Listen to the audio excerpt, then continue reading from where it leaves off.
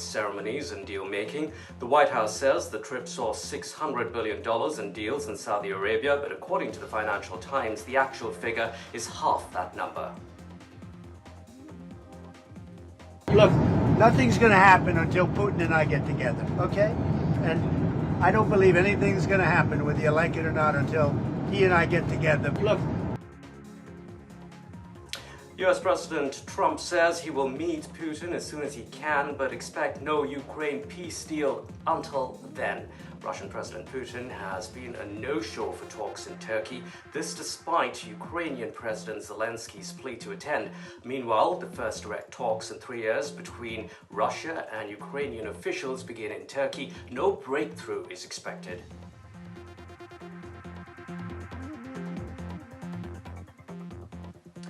The Trump administration is stepping up its action against Harvard after withdrawing billions in research funding. The Ivy League university is now being investigated by the Justice Department. Reports say the probe will examine if Harvard has been complying with a landmark Supreme Court ruling that said race can no longer be a factor in granting admissions.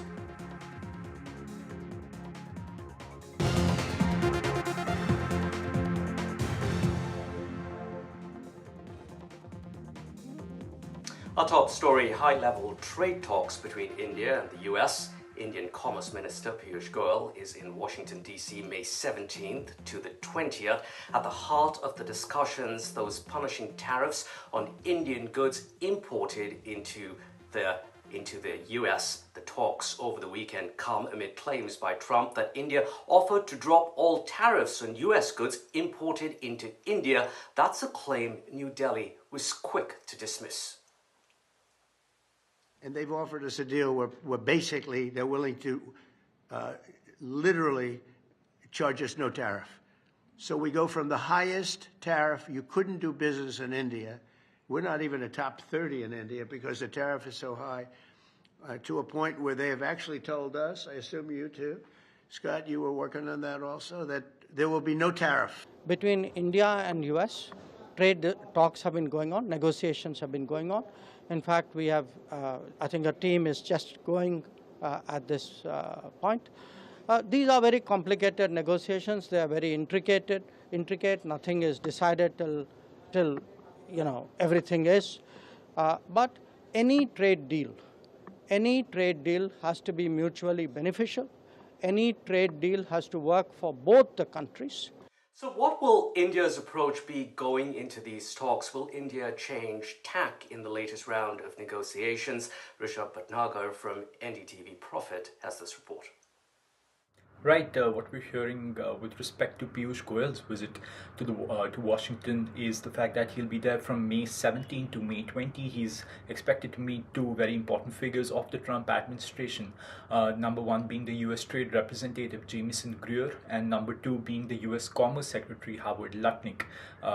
Very importantly, this is the third round of talks, in-person talks, that is set to happen between India and the U.S. In March, we had talks take place in Delhi, where a team from the US came in to Delhi, and just last month in April we had India's chief negotiator Rajesh Agarwal go out to the US, to Washington for negotiations.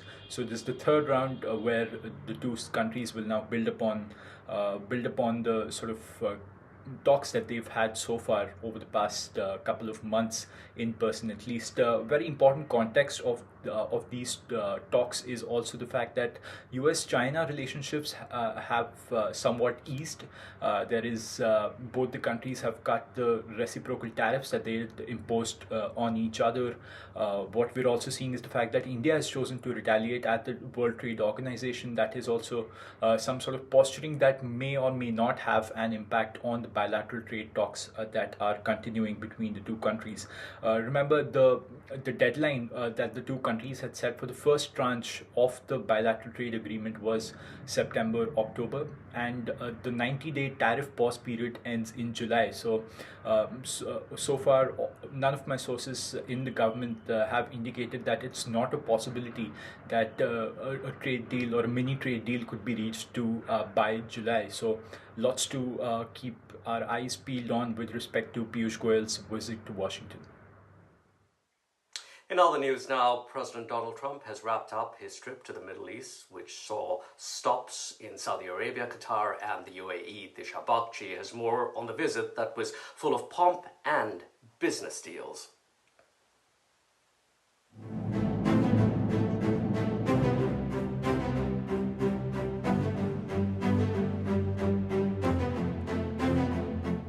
Aerial escorts, gilded welcomes, and billion-dollar deals. President Donald Trump's 4-day, 3-nation tour to the Middle East, filled with spectacular fanfare and even a royal parade of camels, successfully brought the region back on Washington's side, after fractures appeared under former President Biden. If the Gulf were having a popularity contest, it seems Donald Trump would be crowned the winner. Despite a war raging on, this trip was not about diplomacy. Instead, Trump's art of the deal was on full display. Trump, flanked by his business entourage including Elon Musk, BlackRock chief Larry Fink, OpenAI Sam Altman among others, inked deals worth billions with Saudi Arabia, Qatar and UAE on everything from defense to trade to AI. In Riyadh, the US secured investments worth $600 billion from Saudi Arabia. The details, though, remain unclear. Trump inked a $1.2 trillion deal with Qatar, including Qatar Airways' $96 billion Boeing order. Finally, in Abu Dhabi, Trump focused on AI and inked deals worth $200 billion. Diplomacy, though, was not left out of the trip entirely. After President Trump met Syria's interim president Ahmed al-Shara, the first such encounter between the two nations' leaders in 25 years. A meeting for the history books, it came after the US lifted all sanctions on Syria. The US leader also took the opportunity to target Iran, pressuring Tehran to give up its nuclear program days after officials from both countries held a fourth round of talks in Oman. But with that said, Iran can have a much brighter future, but will never allow America and its allies to be threatened with terrorism or nuclear attack. The choice is theirs to make. We really want them to be a successful country. We want them to be a wonderful, safe, great country. But they cannot have a nuclear weapon. This is an offer that will not last forever. The optics were ideal, with Arab leaders showcasing larger-than-life grandiosity to boost ties with the White House to further their agendas at a time of global turmoil and uncertainty. Trump's massive deal-making skills, though, has left Tel Aviv worried over Washington's tilt in foreign policy. The question is, how will closer ties with the Arab world affect this once unbreakable relationship? Disha Bakshi, NDTV World. The US Supreme Court has heard arguments on a case related to Trump's executive order, which seeks to end birthright citizenship. It's a matter that affects undocumented and legal immigrants, such as Indians here on work permits. The US Constitution grants citizenship to children born in the US irrespective of their parents' nationality or immigration status. Multiple lower courts in the US, judges there having blocked Trump's ban, but the Trump administration wants the Supreme Court to decide if those judges have the right to be able to block presidential orders across the country. Okay, now the Institute for Constitutional Advocacy and Protection, or ICAP, is challenging Trump's executive order before the Supreme Court. I am joined by ICAP's legal director, that's Rupa Bhattacharya. Thank you so much for joining us. I know it's a busy time for you with all the litigation in the Supreme Court, but let me ask you firstly, the Supreme Court justices are not looking directly into the merits of birthright citizenship, so to speak, but rather if a lower court ruling should be limited to each individual state and not to the whole country. Rupa, tell me, why should a single judge or a bunch of them at a lower court be allowed to have that authority nationwide? Well, so it's a complicated question, and thank you so much for having me today.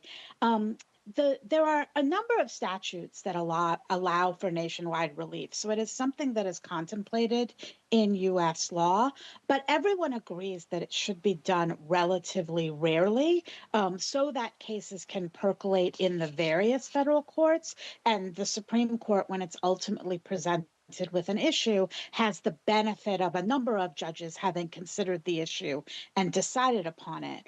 Our argument is that birthright citizenship is very different because it's a fundamental constitutional right, and because citizenship is so foundational to our country and to our union. It would be completely chaotic and really untenable to have citizens babies be born as citizens in one state, but not in another state, even as a preliminary matter while this case is being litigated. So in this circumstance, we do think that this is one of the rare cases where a nationwide injunction makes a lot of sense. Rupa, what was the sense you got from the Supreme Court judges when they spoke on perhaps where they stand? What sense did you get on where they stand as far as birthright citizenship, the very core of the issue, goes? So some of the justices didn't say anything on that topic. Those who, because it's not the issue before the court at this stage, those who did speak on the topic seemed pretty clear that they thought that the order was unconstitutional because it is birthright citizenship is a constitutional guarantee, but it's not, at least as the case is currently presented to the court, it's not likely that they will make a definitive ruling on that question at this stage, although they may, as we say, take a peek at the merits in order to determine whether or not an injunction is appropriate. Rupa, remind us what would happen if birthright citizenship is taken away. How would it impact, say, an Indian couple working in the US on an H-1B visa and decides to have a baby? So the executive order redefines birthright citizenship from what it has been for over 100 years in this country to exclude babies whose parents are either in the U.S. illegally or in the U.S. temporarily. And so the temporary category would include anyone that is here on a work visa or a tourist visa or a student visa. And so children who are born to parents where one parent is here temporarily would not be birthright citizens unless the father is either a legal permanent resident of the United States, a green card holder, or a U.S. citizen himself. That would exclude Rupa, a very very large quickly. number of children. Rupa, very quickly, running out of time here. When would we expect a ruling from the Supreme Court on the case? It's hard to tell, but most likely not until June or the early part of July, which is when the Supreme Court term ends. All right, thank you very much indeed for coming on Washington Watch. That's Rupa Bhattacharya there joining us here this morning.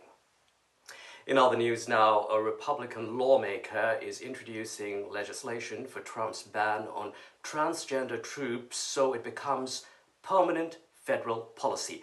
The latest developments come after the Supreme Court basically decided that recently it allowed the Trump administration, at least for now, to enforce its ban that was previously blocked by a lower court. Legal challenges to the ban will continue, but for now, thousands of US transgender troops will be forced out of the military.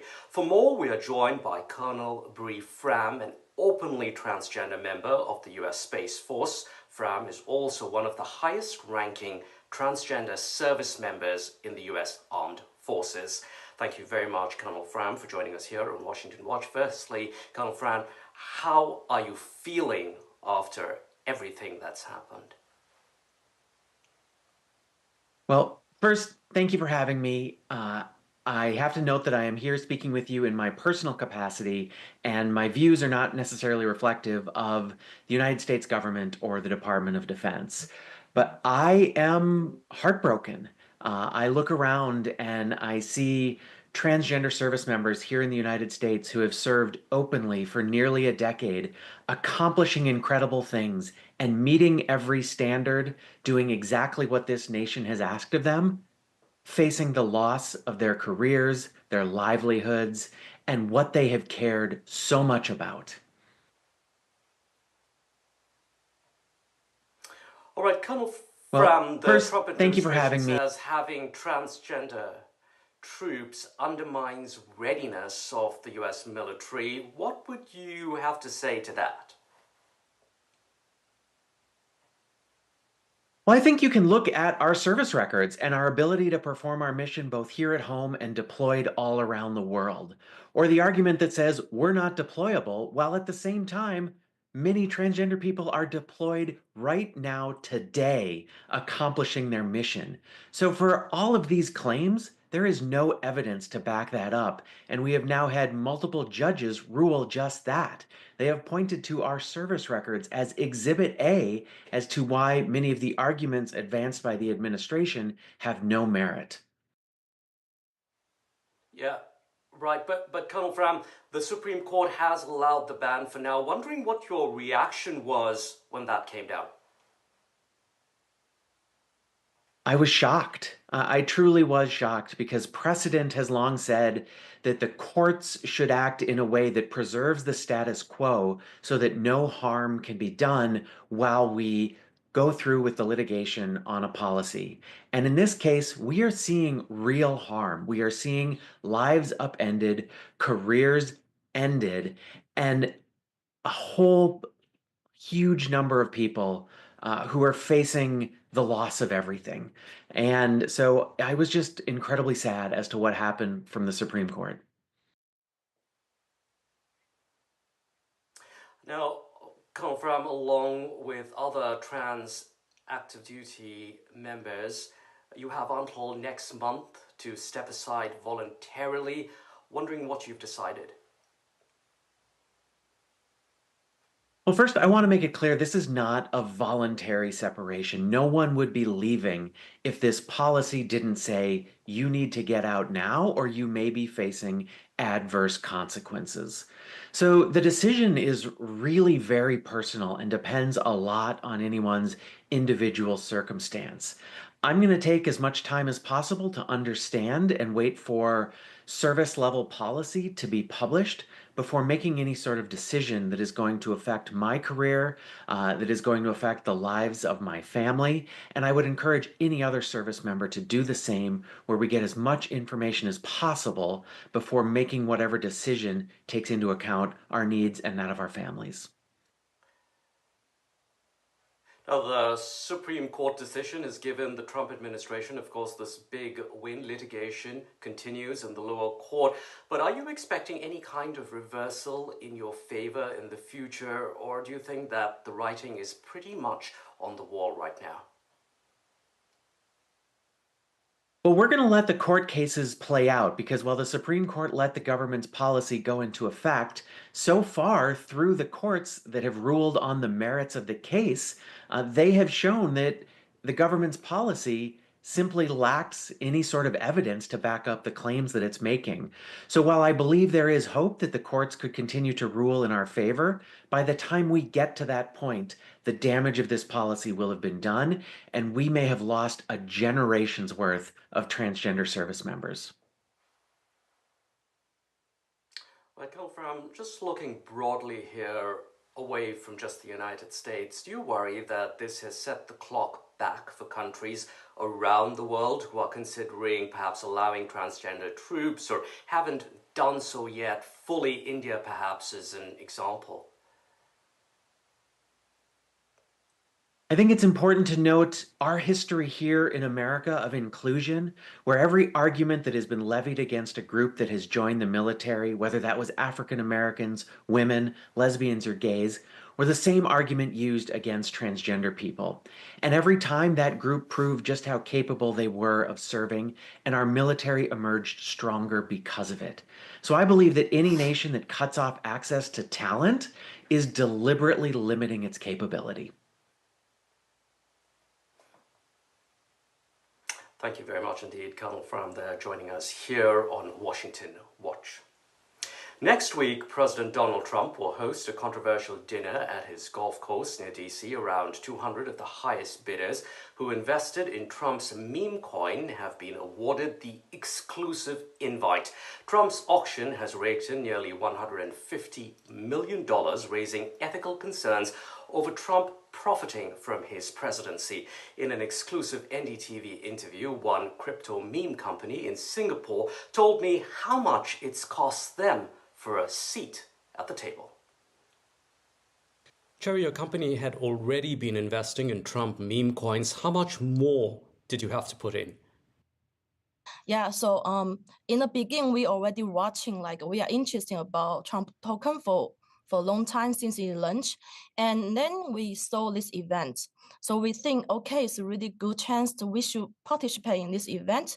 So at the time, we aggressively, we add around 50% more. So I couldn't say how much exactly we put in, but so far until now, based on the market price, it looks like around $20 million US. Yeah. Okay, $20 million. Now the bidding has closed for the dinner, but are you still going to invest in Trump's meme coin? Do you have any sort of upper limit? We don't have the exactly budget for it, actually. Unlimited? Yes. Okay, Cherry, why exactly did you decide to participate in this contest? It was like a strategy and like a meaningful decision for us because many people say meme is slowly going to die now. So we want to let people know actually meme is emerging again. So I think this is a really good opportunity for us to show the power. But even with Trump's meme coin, the value has dropped. So aren't you worried about that? No, as I say, the goal in the beginning, we do these things not for investment. So actually, the pricing or the revenue is not really affect our decisions. Yeah, we are more looking for how is the community reactions and how is the people know about meme and people reaction about meme communities. Time for a quick wrap on some other stories that made headlines this week in the United States. President Trump says the US is getting close to securing a nuclear deal with Iran. One of the senior-most Iranian officials in Iran told NBC News Tehran would forego highly enriched uranium in exchange for lifting of sanctions. The remarks are the first public statement on Iran's willingness towards a deal.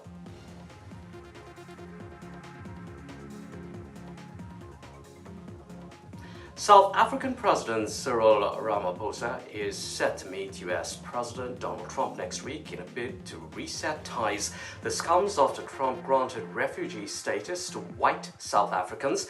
The relations between both the countries has soured ever since Trump took office, making repeated claims over the discrimination faced by South Africans or white South Africans in the country.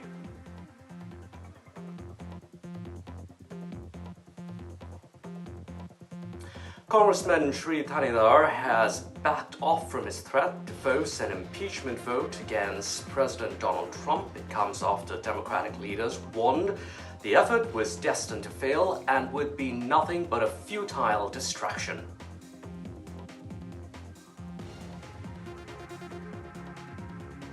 And in the latest episode of Keeping Up with Christie, days after US President Donald Trump claimed he's getting a luxury plane as a gift from Qatar, US Homeland Secretary Christie Noem made a request for her own private jet. The US Coast Guard has made a last-minute change to its annual budget to secure the $50 million new plane for Noem.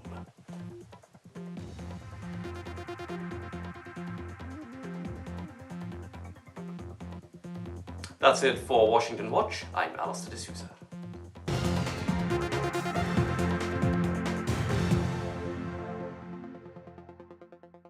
What they don't tell you about getting older is how much fun it can be. Enjoying all the things you've worked so hard for. Spending time with the people that really matter. Not to mention, finally finding that precious time for yourself. I don't want anything taking my best years away from me, but like so many people, I've seen the heartbreak that dementia can cause. That's why I'm asking everyone to order this essential free guide from Alzheimer's Research UK. It's called Your Brain Matters. We all know what's good for our heart and our lungs, but do you know how to keep your brain healthy too? Well, this guide tells you how, in 7 steps you can start taking right now, whatever your age. Just ring the number on screen to get your free copy. Inside you'll find facts and tips that can keep your brain healthy and help reduce your risk of developing dementia. It's advice you can really trust from leading dementia scientists. Read it, keep it, and check back whenever you need to. Order your free copy now. Call Alzheimer's Research UK on 0800 035 5984 or text BRAIN2 to 78866. Think of it as another way of planning for your best years, because your brain really matters. Just sorted my guaranteed over 50 plan with Sun Life. There's even a cash payout. Nice one. It's given me the confidence to look after myself. I've started learning jiu-jitsu. Come on! Search Sun Life Plan today and get a free gift card. No child should suffer the torture of trachoma, but so many are in pain right now. Nananga's lashes have turned inwards. They rip and tear away at his eyes. Pamelo's sight could be gone forever. He's just 3 years old. Kofanga screams for his mother. His eyes are so infected that he can't even see her. For so many children in the world's poorest countries, trachoma is torture. It's a painful infection often spread by flies, and it's destroying children's eyesight. But it could be stopped if you help today. By calling 0800 021 3925 and giving £2 a month to Sightsavers, you can help make sure children get the treatment they desperately need. You'll help us bring them the medicines and the care that can treat infections.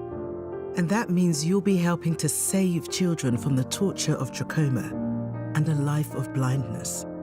Please help us reach them. Call 0800 021 3925, text C7 to 82727, or go online and give just £2 a month now. Because we need you to help save the sight of children like Nananga. We need you to help save them from the torture of trachoma. Some people think life slows down in your 50s, but I've got a few rounds left to go. And yeah, I will be retiring in a few years, so it makes sense to plan ahead. Come on, Mary. That's why I decided to learn more about over 50s life insurance from Cover Today. Look, the kids don't need the money, but it's nice to leave something to help with funeral costs and other expenses, so they can spend their money on nicer things.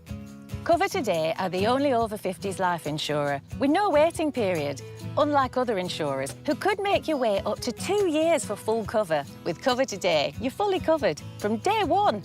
Come on! And you're covered for the whole of your life, so you can just get on with things. Plus, unlike other things in life, the price never goes up. Their claims process is really straightforward, so your loved ones will be looked after. Learning more couldn't be simpler and can be done in just a few minutes. Go online or talk to one of their friendly UK team, who will chat you through your options in just one phone call. Cover Today are the only over 50s life insurer with no waiting period. Get covered in minutes with no annoying trips to the doctor. With fixed monthly payments, prices start at just £4.42 a month. Plus, you get your choice of a £125 gift card. So stop putting it off and get it sorted. That way you can get on with doing something much more interesting. To find out more about Cover Today, call our friendly UK team on 0800 977 6552 or visit covertoday.co.uk.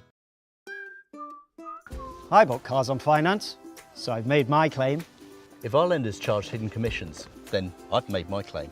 I could be on thousands. I've made my claim. I've made my claim. I've made my claim. I've made my claim. It's so quick and simple. You could be owed thousands in hidden commissions from vehicles bought on finance since 2007, even without the details. I've made my claim. Trust myclaimgroup.co.uk. Claims made simple.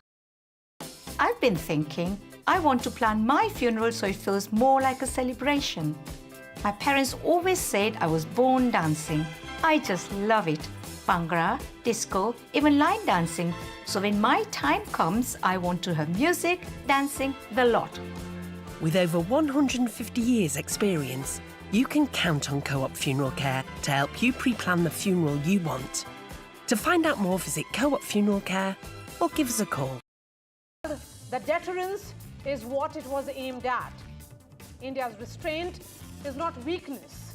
It is maturity, is what most war and defense experts think. India imposed costs, redefined thresholds, and retained escalation dominance. India struck at the heart of the terror establishment inside Pakistan. The message is clear: enough is enough. Prime Minister Modi has made it clear that India will not tolerate another terror attack emanating from Pakistan and will not refrain from taking a harder action in the future. The ball is now firmly in Pakistan's court.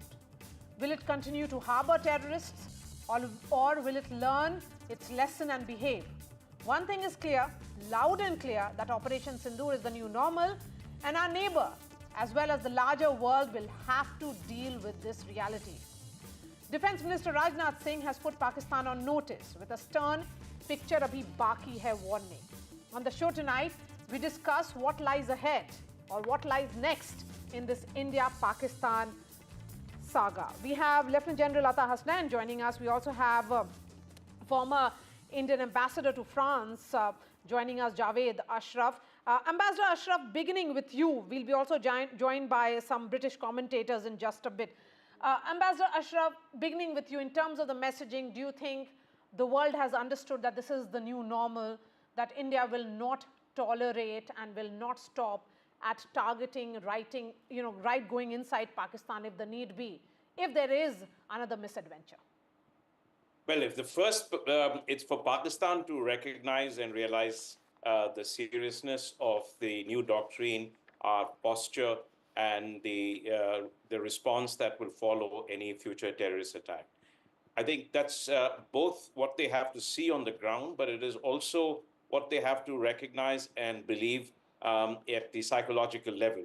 Because part of this deterrence must be also that there is an unambiguous message to the adversary that any future terrorist activities or an attack would involve or invite a retaliation that may even exceed what they have experienced so far. Of course, we're maintaining strategic ambiguity in terms of the scope, the scale, the nature, and the impact of a terrorist attack that would trigger a military response from our side. And that is important to maintain that kind of strategic ambiguity. And therefore, I think now we're at a stage where we have to be able to convey through information and psychological messaging that there is, and that in this particular episode, that the incidents that we have seen so far had been one in which we were able to inflict significant damage, that we would have prevailed in the escalation dominance, and that if this had escalated any further, the retaliation would have been at a much higher level, and that nothing that has happened will in any way shake or dilute our will to continue with the same course of action. Why I say this, Maria, is because they drew different conclusions in 1999 and in 2002.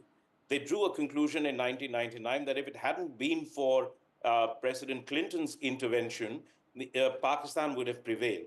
And in 2002, they drew a different conclusion.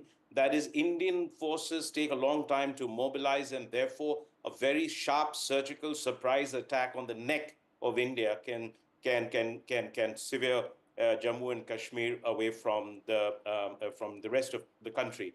And I say this because they had shared this with the Americans. Americans had shared this with us. We had conducted a separate study. So to us, apart from what we have inflicted, the nature of messaging, signaling, both to Pakistan and to the international community, on A, what was achieved, B, what would be the resolve if going forward on this, because Prime Minister has clearly articulated a doctrine which has some very important elements in it, and which actually goes beyond what we have done in after Pahalgam in Operation Sindoor, because it now formally erases the distinction between terrorists and state sponsors of terrorism, which was the third element. So I think that messaging now has to continue to be unambiguous and very, very clear. That's an important source of deterrence. Okay. Daryl Kimball is also joining us. He's the Executive Director at Arms Control Association. But before that, Lieutenant General Hasnain, the question here is, in this military supremacy that India has, communicated, it has redefined thresholds. How do you think how effective do you think that communication was? Maria, if you permit me, I will change your question. Sure, sir. It should be the capability which we have demonstrated, not communicated, demonstrated. Communication is something different. This is a question of demonstration here. We have shown them the political will, the technological superiority, the ability to strike at targets of choice. And I compliment Ambassador Ashraf for his understanding of the entire thing which he has explained. I would sum up that entire strategy which he's just spoken of as hybrid versus hybrid. You see, all this while, Pakistan has been targeting us with hybrid war. Below the radar, terrorist actions, financial conduits, drug circuits all over, psychological warfare, information warfare. We have been targeting him with what? Just a military strike in 2016, an air strike in 2019. Those were strategic messaging, nothing more. This time a proper message of deterrence has gone. And also at the same time, since we have used other domains, like something which we never used to tread upon, the waters issue, the IWT issue, right? Diplomacy as a measure. All this has come together now.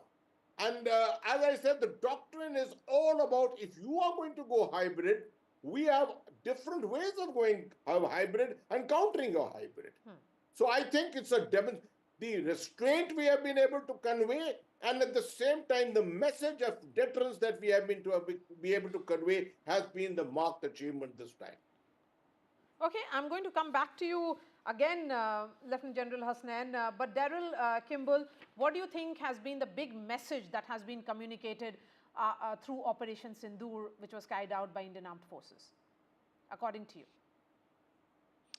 Well, I think we need to step back from the analysis of, what each side achieved militarily in terms of messaging, and we need to understand that this was yet another close call between India and Pakistan involving kinetic warfare, precipitated by the heinous terrorist attack in April.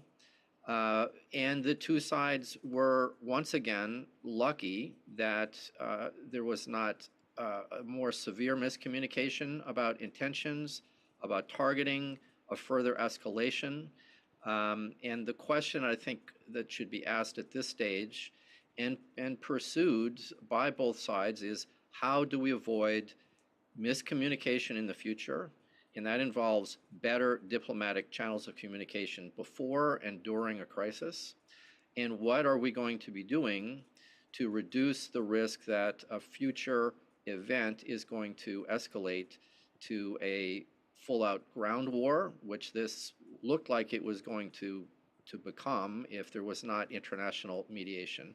And is there going to be a longer-term ongoing dialogue between the two countries about addressing some of the underlying issues that have fueled the tensions between India and Pakistan for all these years?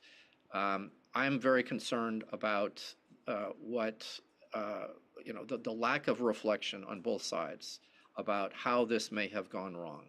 So those are some of the things that I'm taking away from this. I agree with the previous speakers that India, the strikes were more powerful, they were targeted, they appear to have been effective in hitting the particular terrorist targets, but that alone is not going to eliminate the underlying motives of these militia groups and terrorists in the long term.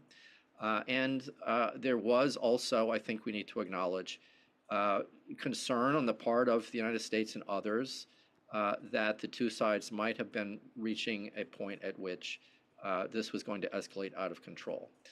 So those are my reflections on the situation, and I'm relieved that there's a ceasefire, but I'm concerned that there is not a longer-term plan for avoiding future conflicts and escalation scenarios. General Hasnain, the point being made, of course, is also about contained time frame, in the sense that it all happened in a controlled precision and decisive, without hesitation. Those were the defining words when India carried out these precision strikes. No, so then what exactly is the question that you are asking? So, yes, so when Defense Minister says picture abhi baki hai, what does it actually mean? This is what is communication. This is actually the whole business of hybridity. You go in with restraint up to a point, and I agree with John Gimble that yes, there could have been miscommunication here, but we were all the time maintaining the pressure. That was important. And we made it very clear right in the beginning, we targeted terrorist infrastructure, the jihadi terror infrastructure. What we got in response from Pakistan was the next step towards escalation. And that was an attempted targeting of military garrisons and cities. That was clear escalation on their part. And it was India's strategic patience which ensured that we did not go beyond a certain step. We escalated to go against the airfields, etc. But then we were forced to do that. Without that, the messaging would not have gone home clearly. And it would have been Pakistan which would have come out the better at the end of it to say, see, exactly what we did in 2019, we could not respond to what they finally did from their side. So I think that restraint, which we have sort of demonstrated here, was a very, very important aspect, but it's not necessary that that restraint is going to remain there. And it's not even necessary that the situation is going to continue to be the same, because the situation is still tenuous, and as already outlined by our Prime Minister, that the operation is continuing. Operation Sindoor is very much continuing. So that's the message which is there. And another message, Ambassador Ashraf, was that this constant blackmail of nuclear weapon, which continued during those 4 days and even continues now. Well, first of all, Maria, let me respond to Mr. Kimball's points of view. Now, first, I'd like to say that it's precisely this kind of double standards, this wisdom that is thrust upon us by Western countries, particularly the United States and the UK, that leads Pakistan to believe that it can get away with practicing cross-border terrorism. Whereas countries have flown aircraft and sailed aircraft carrier thousands of kilometers away in pursuit of terrorists and bombed places because of the security threats that they have faced, whether it is Sahel or whether it is Afghanistan or whether it is the Middle East. But they apply obviously a very different sets of standards for us. And if they think about talking in terms of two militarily capable, nuclear-armed powers, then I'd like to remind them that for 3 years they have been persisting in a war in Europe, in Ukraine, against a major nuclear power, Russia. And they have managed to do this for 3 years, despite the fact that Russia had, on a number of occasions, doled out nuclear threats over red lines being crossed. Of course, those red lines were crossed a number of times, and Russia did not follow through with its nuclear threats. So I don't think that that kind of sermon is particularly required over here. The second point I wanted to make is, in response to what he said, is that we've tried everything conceivable for the past 30 years to bring Pakistan to change its behavior. We've tried diplomatic engagement with Pakistan. Remember, after Pathankot, we had actually done the unprecedented thing of inviting ISI and Pakistan security agencies to jointly investigate. And what we got in return was obfuscations and denials and absolute lack of any action, as it was also in the case of 2008 terrorist attack. We worked with the international community. We have seen what we have done in FATF and the UN Sanctions Committee. And none of this has changed Pakistan's behavior. In fact, through the 2000s, Pakistan received much larger sums of money every year for doing less and less in terms of the war in Afghanistan and in terms of taking or dismantling the terrorism infrastructure in our country. That was also the case after the Mumbai terror attack.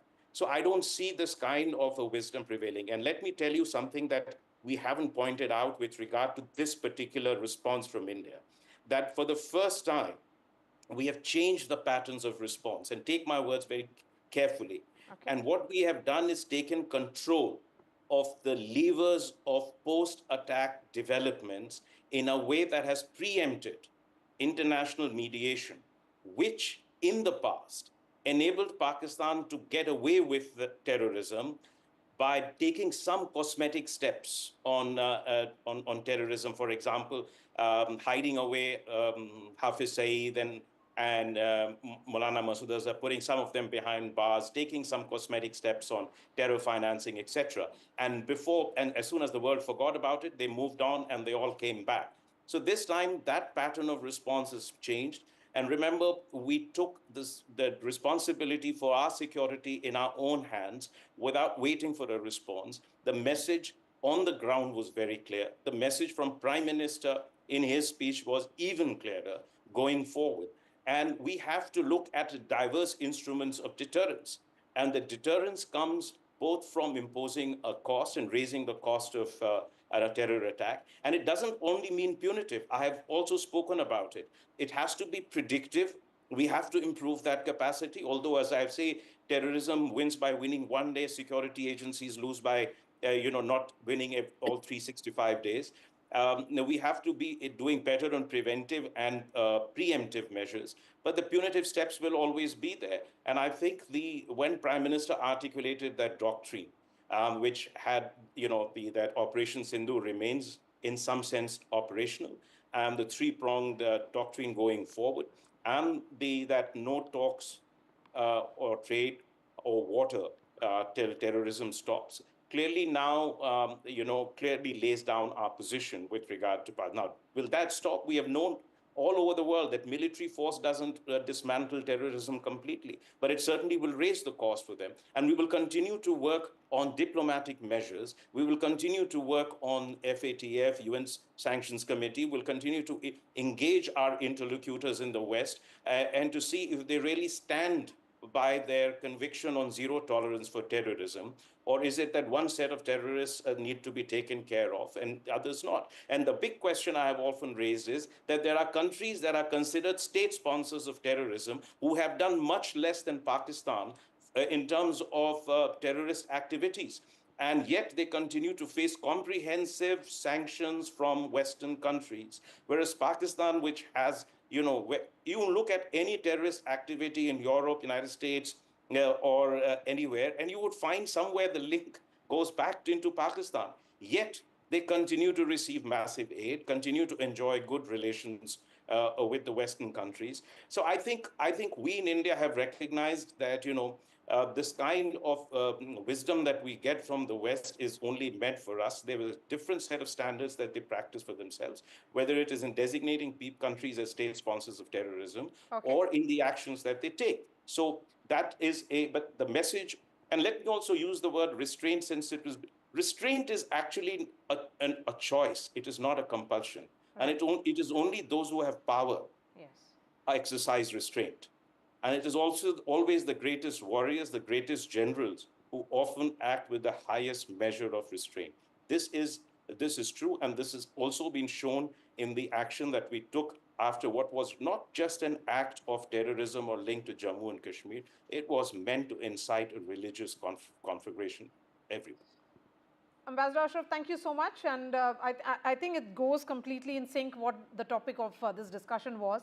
that restraint is not weakness, it is maturity. You are saying that restraint is a choice, not a compulsion. So thank you so much for joining us, Ambassador Ashraf, Lieutenant General Atta Hasnan and Daryl Kimball. We have British commentator David Vance joining us now. Mr. Vance, thank you. Most commentators and analysts are of the opinion that India has convincingly won this conflict between the two nations and that Operation Sindoor has been a decisive and a huge success. As someone who has a bird's eye view of what played out between the two countries, what's your assessment? Yeah, no, I would agree with much of what you say. I believe that Operation Sindoor was a great success. I don't think, though, that the job is absolutely finished. I think that I'm actually of the opinion that it's a pity there was a ceasefire, because I think India has no option but to completely denuclearize Pakistan. It has to deal with the terrorism that is endemic in Pakistan. So I think it was a great success. The Western media has not presented it like that, disappointingly. They've presented it as if it were some kind of a draw, but it wasn't. Pakistan were well and truly whipped, and that's good. Okay, Mr. Vance, one message certainly has been communicated is that India did not go for a prolonged war. It acted with great restraint. There was a goal which was achieved, and it managed to ensure that Pakistanis asked for ceasefire. And of course, but there is a picture which is being conveyed by the Western media. Why is it that the real picture is not coming out? Yeah, that's a great question. I think the answer is that Pakistan is pretty good at international propaganda. I think it's very good at that. It's about the only thing it's good at. India, perhaps not just as good. But then again, I mean, the Western media itself is problematical. I mean, I have very little confidence in the Western media. But I've said, and this is the message I think that we should be getting out, that India's fight is the fight of the West as well. For the world to be safe and stable, we cannot have rogue nations like Pakistan operate in the way that they do. So I think it's in the interests of the US, the UK, the European Union, everywhere, to stand with India as it tries to deal with a very difficult problem. And Pakistan, it is difficult, not least because it's got China backing it to a significant degree. So we should be, but maybe India, and this is the thing that I try to do in my own small way. I try to put out in the Western media pro-India messages so that people in the West can better understand what India faces. Mr. Vance, what according to you was the objective of Operation Sindoor, and in terms of its strategic supremacy, has India sent a huge message to the world? Yeah, absolutely. I think India sent a huge message to Pakistan in the first place, insofar as it demonstrated India's complete military superiority over Pakistan. That was demonstrated very clearly. It also showed the rest of the world that India can, if necessary, stand alone against Pakistan. It doesn't need necessarily allies, although it would be good if it did. So by taking out, for example, the Pakistan terror infrastructure that it did, I mean, I think that's very positive. Although the problem is that, I don't think all terrorists, Pakistani terrorist groups operating from within Pakistan I don't think they've all been destroyed, and they should be all destroyed. So I think, yes, it was a really powerful message from Prime Minister Modi to the world and to Pakistan, and I hope they listen. One view certainly is that India enforced a doctrine on sovereign terms, using sovereign means. David Vance, in terms of recent conflicts, how do you see India protecting its sovereignty when it had to? Yeah, I think India has clearly sent a message to the world that it will protect its sovereignty, and Prime Minister Modi has shown he will do that which is necessary. And the rest of the world needs to understand that fully. But I think they probably do understand that military, from a military point of view, India has overwhelming superiority, and it's demonstrated this in Operation Sindoor. That's why I think it's a good thing. It needed to be done, to be honest. This operation was overdue, so it's really good that it's happened, and it should send a signal to those in Pakistan and to their supporters around the world that you do not trifle with India at your peril. All right, David Vance, really appreciate your time. Thank you for joining us on this edition of The Big Five. That's all from me. I'll be seeing you next week. But before that, quick wrap up. In another 30 seconds, we are playing that exclusive interview on India Through the Eyes of Its Icons. This is a special interview with Saeed Karmani.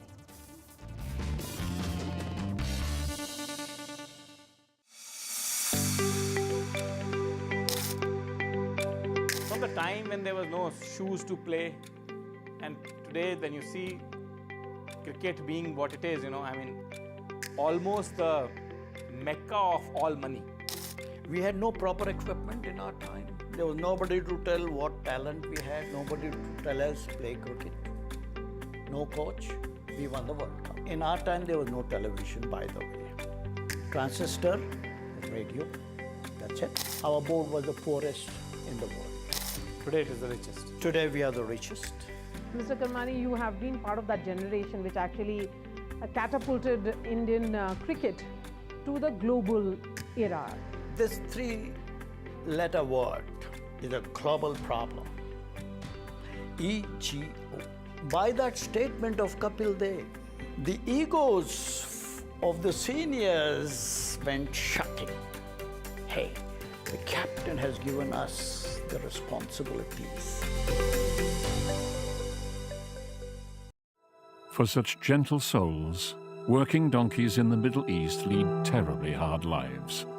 For such trusting animals, donkeys are too often abused and exploited. These sensitive, loyal animals often suffer the cruelest pain. This is the hard, painful life that donkeys in Egypt, the West Bank, Israel, and Gaza have to endure. Too often,